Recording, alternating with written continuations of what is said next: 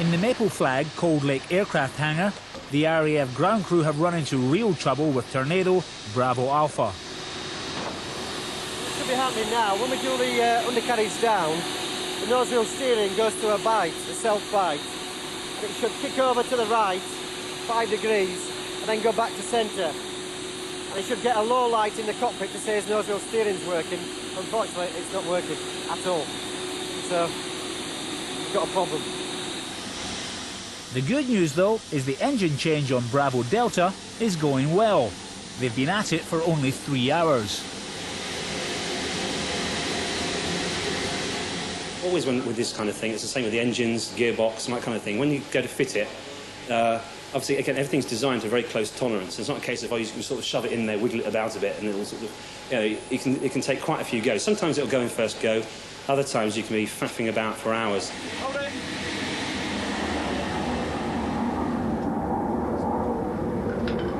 Hang on.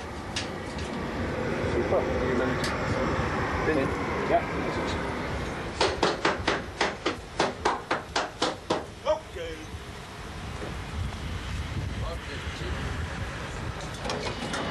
How many extra bits do you end up when you finish doing it then? Half a dozen. Can't tell you that. We've got pockets full of them. That classic secret, that. Our priority is to have the right number of aircraft to meet the morning's wave. So if we land with quite a few minor snags on all the other aircraft, we might end up having to bin Bravo Alpha for tomorrow, which will still leave us with one spare. However, if they land relatively okay, then we'll concentrate on Bravo Alpha as well to get that cleared tonight. So it's now a case of sitting here, drumming our fingers and waiting to see what gets thrown at us when the aircraft land.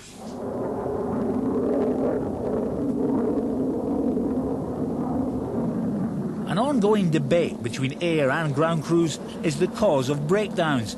Is it the tornadoes which just go wrong, or the pilots who break them? On the aircrew side, some pilots can be agricultural in their flying. Not that they would like me to say that. And on a weekly basis, each pilot knows the fatigue that he puts on each aircraft, and that goes to the wing commander. And if they do more than their fair share of fatigue, they have a stand-up interview with the wing commander, and it's our job to let him know what they do. Not that we take any joy in that, of course. This aircraft is a bag of lead. Doesn't want to turn at all. I mean, mini burner just trying to get the height. I don't think individual pilots' techniques affect serviceability in as much. I think the aircraft would probably break regardless. There's no doubt that some pilots are more aggressive, maybe slightly rough on the controls than others, but I don't think you can correlate between that and serviceability. It's inevitable that an element of us and them will develop. Yes, part of the job is to tie the two halves together and make sure they all work together, and I think at the moment they work well. I think it's also quite important to note that a lot of the engineers are technically well qualified, and they're obviously intelligent chaps. As a result, we are closer, I think, culturally to our airmen on a flying squadron than perhaps is true elsewhere within the service, and indeed elsewhere within the services as a whole. The aeroplane is very responsive, and the way that the controls on the aeroplane are designed are such that you should be able to reach things quite readily. So as much as you can, things are controlled actually on the control column itself. You have to fly the plane with the right hand, and it all becomes very second nature using all your fingers in flying the aircraft. So you're constantly trimming the aircraft. You have the trigger for this finger. A lot of it is like mainly your thumb, to be perfectly honest. And as well as that, your thumb can come down and then select, be it a sky flash, a sidewinder, or a gun. And the idea behind all this is that if you are in a combat situation and you're under G, then obviously it's difficult to move your arms around the cockpit.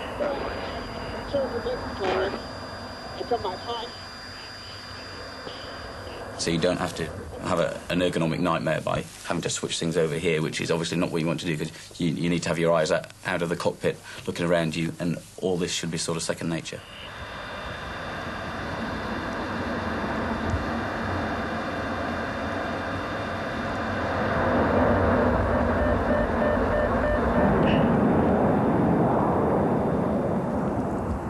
The afternoon war game is over.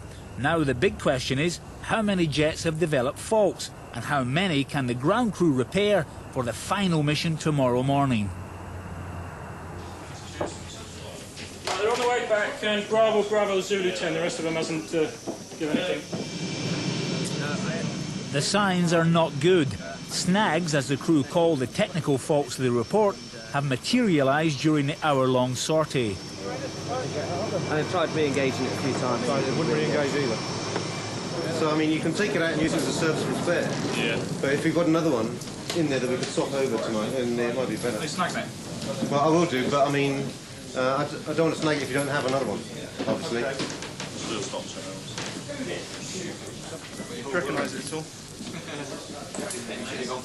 It came up from down in the footwell. It was, I would guess at about 5 similar size pieces and a whole load of shit and dust. Glued onto something. Yeah, Used to yeah, be exactly. glued on. Yeah. Being chased by an F-16 at the time, so as we went upside down, it came down from somewhere in the footwell, and as we rolled up again, it trapped in the outside the canopy where the air vents come up, which is why I got that. All the other couldn't find any other pieces; they'd all fallen somewhere else. But that was the only bit I managed to get back. I didn't get a good view until we rolled up and pulled it out of the canopy.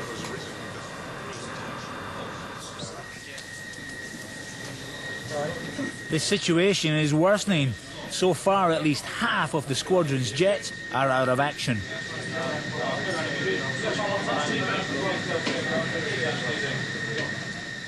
The air crew can't do the job if the ground crew don't produce the assets. And the ground crew can't produce the assets if the rest of the Air Force system hasn't backed them up with the delivery of spares and all that goes with it. Right, now the second wave are down, and we've had a chance to go and look at the aircraft, and it's sort of good news and bad news, really. First of all, Bravo Alpha, which is the one that's in the shed from this morning. Bit of bad news, really. We have the nose wheel steering. We thought we'd be able to wrap that pretty quick. Still causing us problems. We're still then going to have the engine intake problem to sort out, the wing transfer problem, and the auxiliary power unit to change. So that's going to be quite a lot of work, and I should imagine that's going to be the thing that's going to keep us here for well into the night tonight. We had a snag on Bravo Bravo, but we solved that one already quite quickly. Part of the head-up display for the pilot, a snag there which we've solved, and that's going to be just down to paperwork now. Got some snags under investigation here on the IFF interrogator. That's the thing the aircraft uses to detect whether a target is friend or foe, and that's not transmitting at the moment. And the radar's got a corrupt display, but hopefully that's just going to be a software reload, so that shouldn't be too complicated. More problems here. The voice recorder switch was just stuck. That was quite simple. That's done. Our other problem that looked like it was going to be bad was a loose article, a clip that was found flying around the cockpit. Luckily, we found the actual article itself. So now we're down to just standard checks, just routine checks, precautionary checks in the rear cockpit to check there's nothing else loose flying around. We're still looking to get 8 aircraft for tomorrow, but maybe we might end up with 7. Bravo Delta is also still grounded, but the engine change has been completed. Now, all that's left is the all-important test run. We do an initial run for just to check that the engine, that there's no leaks or anything like that, where you just basically you're just running it quite a low, quite a low power.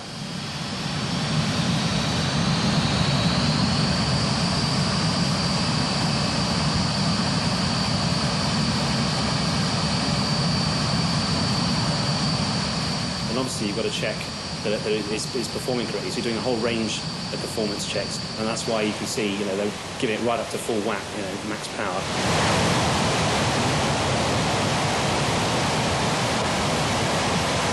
And they're monitoring all different temperatures throughout the engine.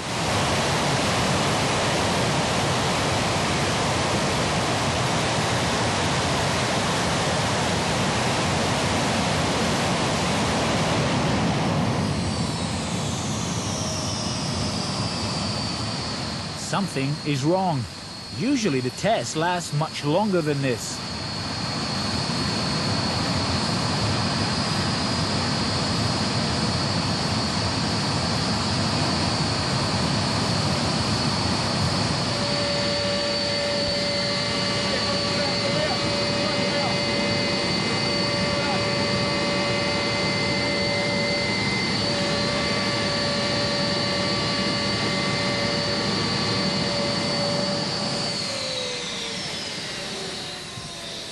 the right-hand gearbox has spun the leak. So I mean, we've got to change the gearbox now as well as the engine we just changed. So. Some we lose and some we lose even more. Yeah, all right as well, that, wasn't it? The setback has come at a bad moment. Only 4 hours before the end of the shift. Time is running out. Right-hand gearbox, complete nightmare. So. Disappointment. Yep. We've got a spare gearbox, so hopefully we'll get it sorted tomorrow. But bad way to end the day.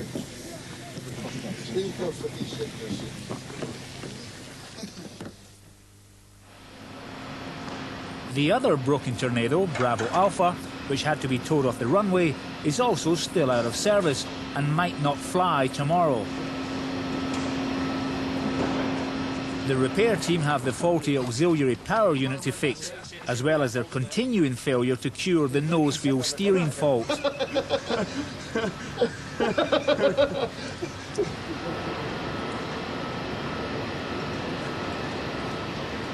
What we're going to try and do now, the propulsion engines people are going to change the APU, because really we've done 2 hours and really got nowhere. We've got an idea what it could be.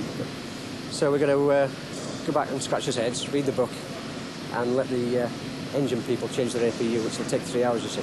And then, of course, we won't be able to do any functionals now until they've finished. So it could be a long night.